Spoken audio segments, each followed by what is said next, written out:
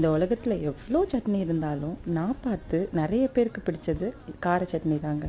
அந்த கார சட்னி எங்கள் வீட்டு ஸ்டைலில் பார்த்துடலாமா? அதுக்கு ஒரு பேனில் ஆயில் விட்டுட்டு 1 டேபிள் ஸ்பூன் கடலைப்பருப்பு, 1 டேபிள் ஸ்பூன் உளுத்தம் பருப்பு, 15 பல் பூண்டு இதெல்லாம் நல்லா வதக்கிடலாம்.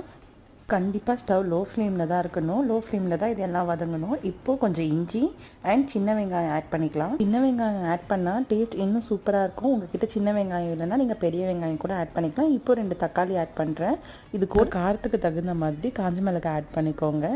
இப்போது இந்த டேஸ்ட்டை என்ஹான்ஸ் பண்ண கொஞ்சம் புதினா அண்ட் கொஞ்சம் கொத்தமல்லி ஆட் பண்ணிக்கோங்க. இப்போ கொஞ்சமாக புளி ஆட் பண்ணிக்கலாம். லாஸ்ட்டாக கொஞ்சமாக தேங்காய் ஆட் பண்ணிவிட்டு ஸ்டவ் ஆஃப் பண்ணிவிடுங்க. இந்த சூட்லேயே இந்த தேங்காய் நல்லா வதங்கிடும். இப்போ இது நல்லா கூல் டவுன் பண்ணிவிட்டு ஒரு மிக்சர் ஜாரில் ட்ரான்ஸ்ஃபர் பண்ணிவிட்டு ரொம்ப நைஸாக இல்லாமல் கொஞ்சம் குறைன்னு அரைச்சி எடுத்துக்கலாம். நீங்கள் தாளித்து சாப்பிட்டிங்கன்னா இன்னும் டேஸ்ட் நல்லாயிருக்கும். நான் ஆயில் அதிகமாக வேண்டான்றதுனால அவாய்ட் பண்ணிட்டேன். இந்த ரெசிபி கண்டிப்பாக ட்ரை